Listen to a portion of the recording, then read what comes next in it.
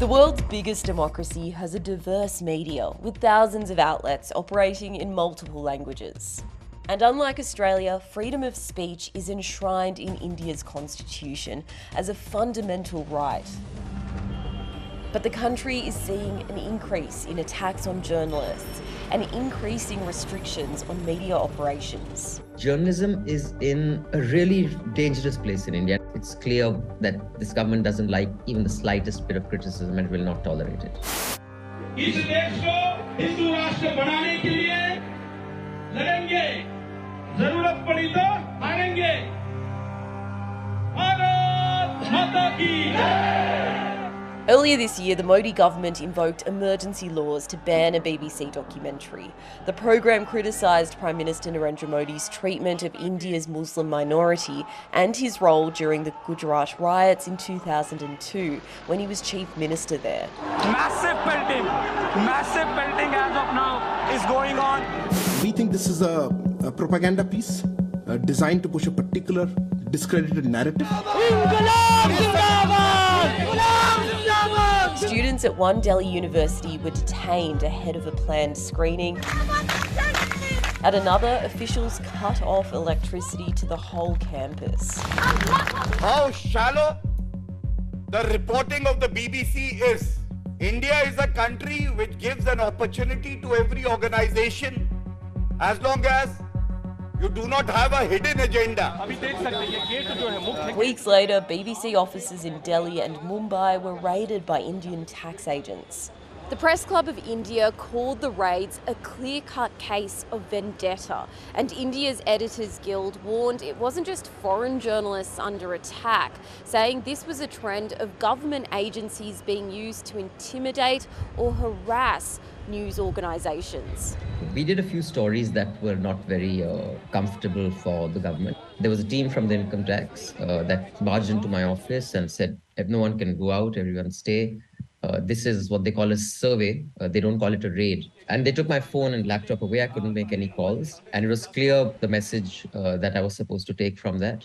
Critics accuse the government of using the Unlawful Activities Prevention Act and the Public Safety Act to detain journalists without trial or charge for long periods. In my lifetime, and I'm talking 95 onwards, I have never seen it so bad. I have never seen such pettiness, such hypersensitivity of governments wanting to come after you, wanting to shut you down.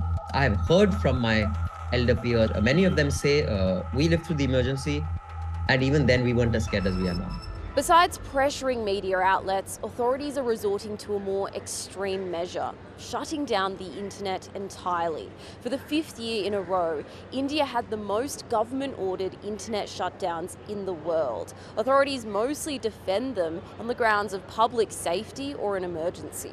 The working of Kashmir Times, like all other newspapers, was severely impacted. No internet was working, no mobile phones were working, and even the fixed landline services had been shut down. So that impeded the working of the news organization, particularly Kashmir Times, which has 2 editions, one in Srinagar, which was the center of the Muslim majority area where the internet ban and the communication ban was most stringent.